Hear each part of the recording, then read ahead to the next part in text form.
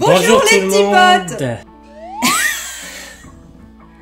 Bonjour à tous. Bonjour à tous. J'espère que vous allez bien. Aujourd'hui, on se retrouve pour notre deuxième vidéo. La suite. La suite de notre processus d'immigration au Canada. On est proche. On va bientôt partir. La dernière fois, on s'est laissé sur les données. Les données biométriques. Effectivement. Et nous avons fait du coup notre rendez-vous. C'est pour ça que dans cette vidéo, on va vous expliquer un petit peu comment ça se passe, la procédure des données biométriques. On va également vous parler en deuxième partie du déménagement. On vous donnera quelques astuces pour les cartons, choisir votre déménageur, qu'est-ce qu'il faut amener, qu'est-ce que nous, en tout cas, on a décidé d'amener et de ne pas amener.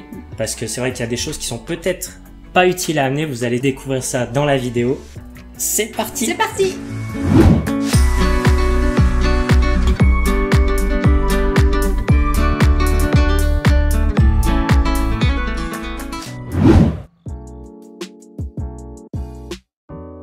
On commence avec les données biométriques. Alors comment ça s'est passé pour nous? Début août, on a validé notre permis de travail en ligne. Pour valider le tout, faut effectuer le paiement et à partir de là, on attend un mail de l'immigration pour pouvoir prendre rendez-vous pour les données biométriques.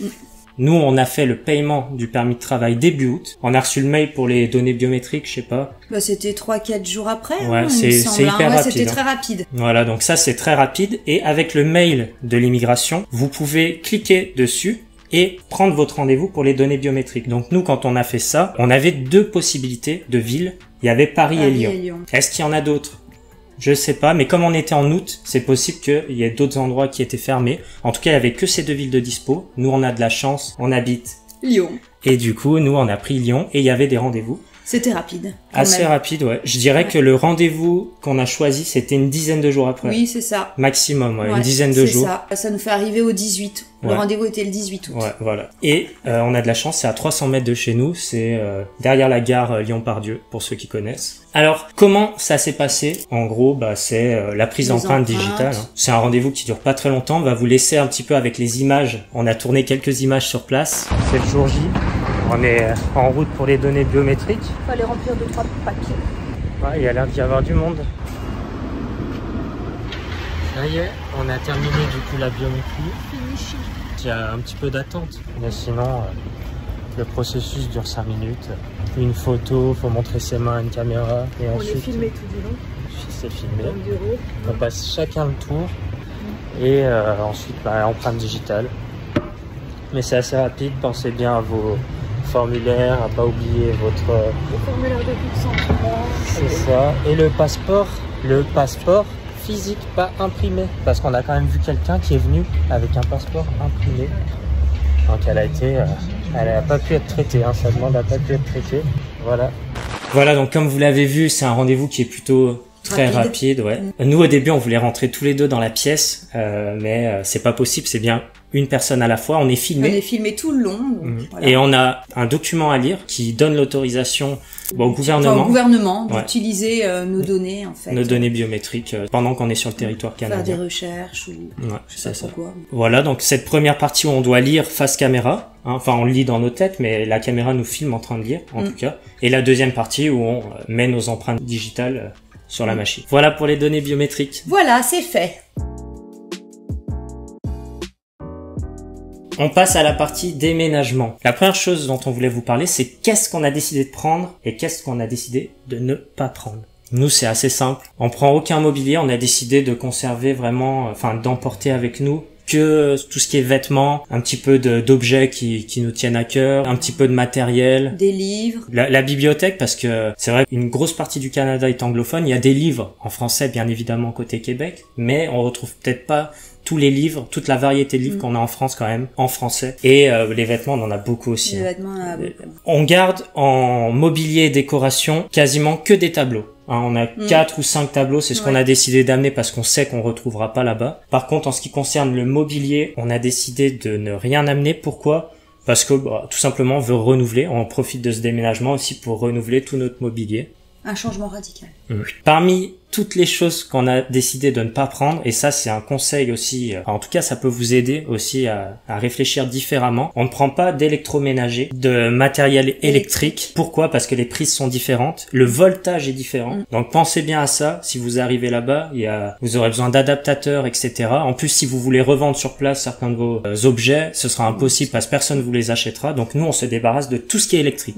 Également l'électronique, ordinateur, tout ça, moi j'ai décidé, je suis très ordinateur, de me débarrasser de tout. Pourquoi? Parce que les claviers là-bas ne sont pas AZERTY, tout simplement, et que j'ai envie, pour le travail, de me mettre directement au QWERTY pour m'habituer rapidement. Donc mes ordinateurs, je m'en débarrasse et je rachète sur place en QWERTY. Ça c'est toi qui veux, mais après les ordi on peut les emmener. C'est à vous de voir.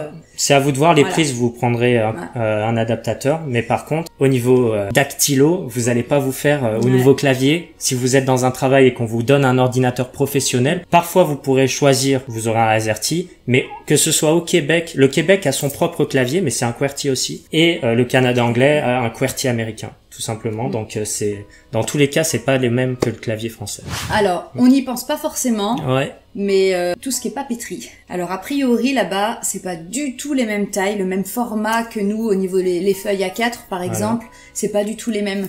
Donc évitez d'amener vos ramettes de feuilles. Donc ça sert à rien. Ce sera pas adapté, voilà. Et les classeurs? Et les classeurs pareil, qu'est-ce que c'est les classeurs? 3 trous.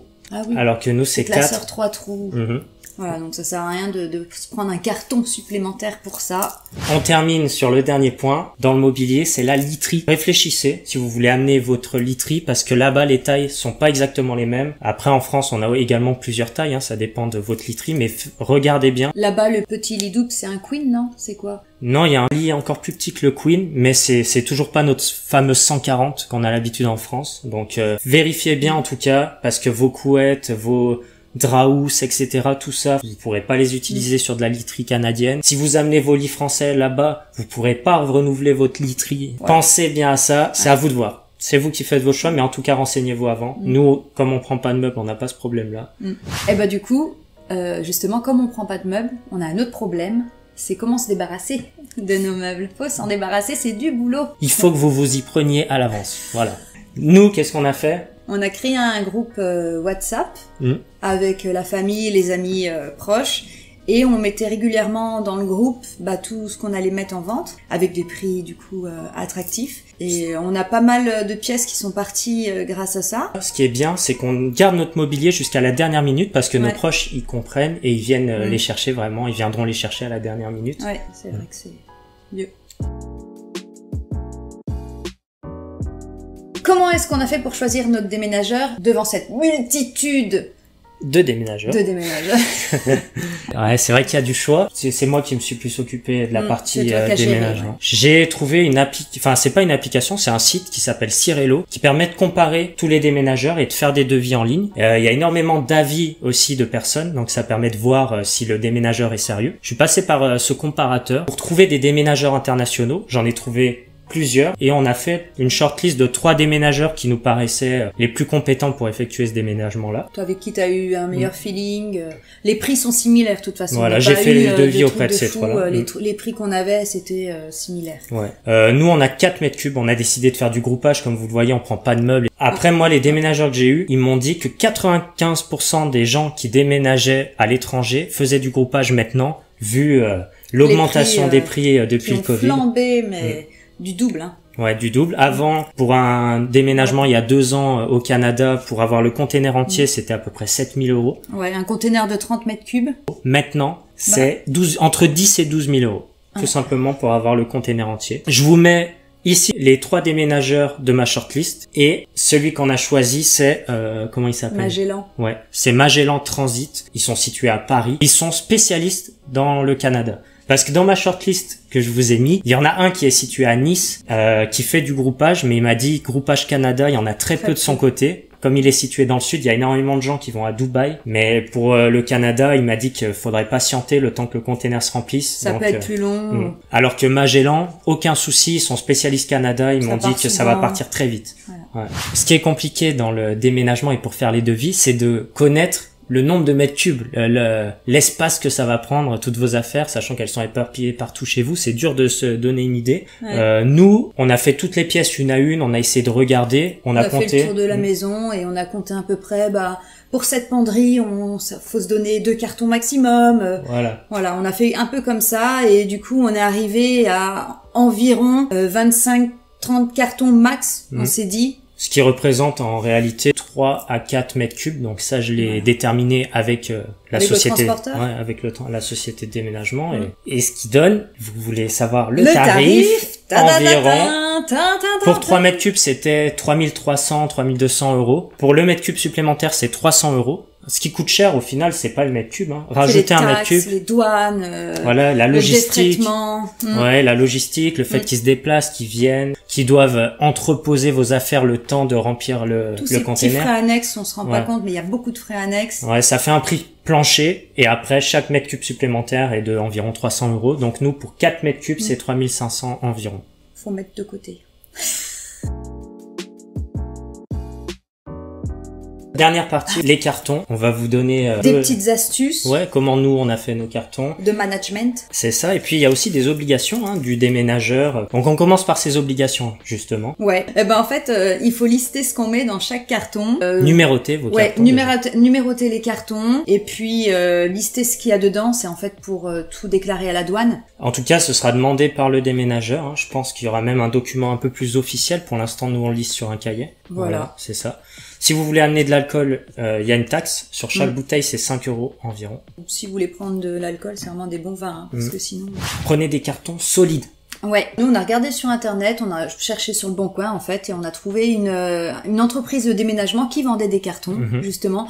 Donc on a acheté, je crois, c'était 20 € les 20. Ouais, 20 €, 20 cartons, les tailles grandes. De taille standard. Donc standard, ça facilitait un peu déjà pour chiffrer un petit peu les mètres cubes. Et ouais, c'était pas très cher. Après, il me semble qu'il y a des formules du coup avec le déménageur où ils peuvent fournir les cartons. C'est un coût supplémentaire. Nous on n'a pas opté pour ça. Autre chose, on a aussi acheté un film. Ouh, mon rouleau! Montre-le. Mon rouleau! Donc le rouleau. Donc c'est un gros rouleau de film. Ah ça c'est génial. Ouais. Ça coûte 15-20 €. Je crois les 300 mètres. On emballe beaucoup de choses avec. Même quand je fais mes envois Vinted. Voilà, petit aparté. Mais hop, c'est vachement pratique. Ouais, ça permet de protéger. Même si c'est pas des bulles, parce que c'est pas forcément quelque chose de fragile, mais en tout cas c'est des choses qu'on veut pas rayer, qu'on veut pas abîmer. Donc on protège avec ça, ça coûte pas très cher et c'est hyper utile. Super. Et ça permet même de condenser certaines choses comme les chaussures. Nous c'est ce qu'on a fait. Les chaussures et les vêtements aussi. Ouais, on a pu aplatir un peu. Regardez, on a filmé d'ailleurs les chaussures. Et regardez dans le carton. Des petits saucissons. Ça fait quand même gagner pas mal de place. Une autre petite astuce, c'est... on a trouvé aussi pour gagner un peu de place, les sacs de rangement sous vide. On les a achetés nous sur AliExpress. Donc pas très cher, je sais plus, une trentaine d'euros les 10, un truc comme ça. Ça se présente sous cette forme, il y a plusieurs tailles. Ça c'est la plus grande. Voilà, une grande housse. Vous rentrez vos affaires, par exemple, équipement de ski, veste, tout ce qui est épais, qui contient beaucoup d'air, qui peut être compacté. Ouais. Ensuite, vous avez la petite pompe que vous mettez ici et vous pompez. Et hop, ça aspire tout l'air à l'intérieur et ça vous fait gagner... ça nous fait gagner beaucoup de place. Divisé par 2 quasi. Ah oui. Donc on a le petit bitonio pour fermer.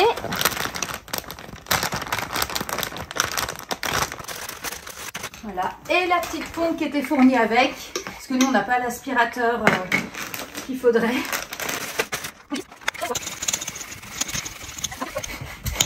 Et voilà. Je sais pas si vous vous rappelez combien de pulls j'avais, une dizaine. On remet le bouchon et voilà. Et du coup dans le carton,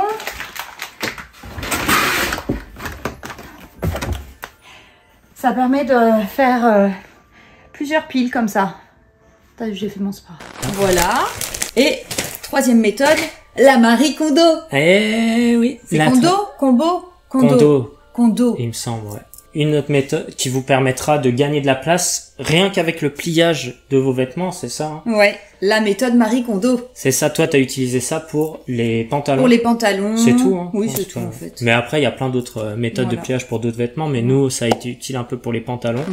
Donc hop, pour plier le jean, on a plié comme ça sur l'intérieur. Hop, on fait ressortir le zigouigoui qu'on re-rentre comme ça. Hop, un petit tour comme ça. Et là, on va plier en 3. 1, 2, 3 et hop, ça rentre dedans. On aplatit bien. Tadada!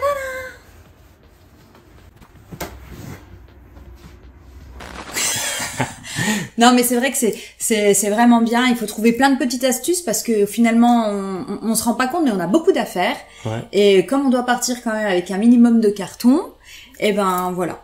Voilà, on a fait à peu près le tour de ce qu'on voulait vous dire et vous donner comme astuce un petit peu dans cette vidéo. J'espère que ça vous a aidé, enfin que ça vous aide si vous êtes dans les démarches en ce moment. N'hésitez pas à nous écrire comme d'habitude dans les commentaires, mettez un like, ça nous fait plaisir et nous écrire sur Instagram sans problème. Nous, où est-ce qu'on en est en ce moment? Ben on est en attente de la lettre d'introduction. C'est ça, le sésame qui va nous permettre de partir, c'est un peu ça. C'est un peu ça. Hein. Donc dès qu'on l'aura, on vous tient au courant, ce sera l'objet de la prochaine vidéo. On se retrouve avec la lettre d'introduction très bientôt on espère. Allez, ciao.